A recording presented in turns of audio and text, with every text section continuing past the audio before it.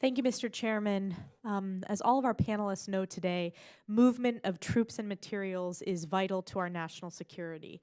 And I have some concerns at a base that I represent, Fort Drum, which is an Army installation in New York's 21st District. We have inadequate rail lines. And that infrastructure is critical to supporting the necessary throughput of troops and materials, and it's important for training. This is also important when it comes to European infrastructure, where plans call for the movement of entire armored brigades via rail. How is this lack of capacity being mitigated and synchronized when it comes to our operations plans? Acting Secretary Gillis, I'll go to you. Thank you. I appreciate the question. So the Army has identified 4 power projection platforms, including Fort Drum, Fort Bliss, Fort Bragg, and Joint Base Lewis McChord that have significant rail shortfalls that impact mission readiness. We're currently evaluating our power projection capacity in coordination with applicable operation plans through a recently established power projection working group. This ongoing review will enable an updated optimal investment strategy to modernize the Army's power projection platforms. Once we've completed and validated the results of that effort, we'll certainly work to schedule a briefing for you and other committee members as required. But power projection platform infrastructure requirements are nested in the Army's overall installation readiness framework, and we understand for us as well as you, those are a high priority item. Thank you for that. This is an extremely high priority, and particularly because Fort Drum is home to the 10th Mountain Division, the most deployed unit in the U.S. Army since 9/11. It's a priority for our base, it's a priority for the Army, and I want to work to make sure that we can make that investment when it comes to our infrastructure and power projection. My next question is for Assistant Secretary Niemeyer.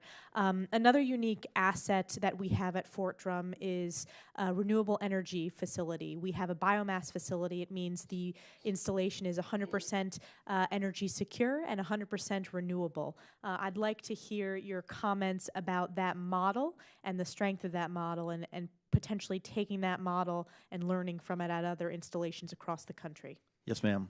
First of all, what you've done at Fort Drum is, I think, eventually where we want to get to with the rest of the Department of Defense. We want to be able to ensure our own power supply, that we could potentially, if we need to, come off the grid and continue to power our critical missions. So what you've done there is amazing, and it does serve the model of what both the Army and the Department of Defense is looking at. We do have some concerns moving forward on tying ourselves to a particular fuel source. As you know, we are running some challenges there with the biomass compared to the cost of natural gas. I think we're going to build off that and look, okay, where do we build some flexibility in there so we're not beholden to just one type of fuel generation source. And we'll be looking to use that model around the country. We definitely are shifting our goals. For in the past, we were really focusing on just renewable generation sources. We're now open up the gates, whatever we feel is most effective to provide us that energy security that Fort Drum has, and we're going to use any energy source. It was a great project, and we definitely are learning from it on how to make it even better as we move around the rest of the country. And just to delve a little bit deeper, as you're making that cost-benefit analysis, if your prioritization is making these installations energy secure, I understand some of the cost concerns regarding the biomass facility at Fort Drum, but it is the model for having long-term certainty and long-term security to make sure that these installations can have access to power when they're potentially off the grid. So how do you make that cost-benefit analysis? How do you go about that?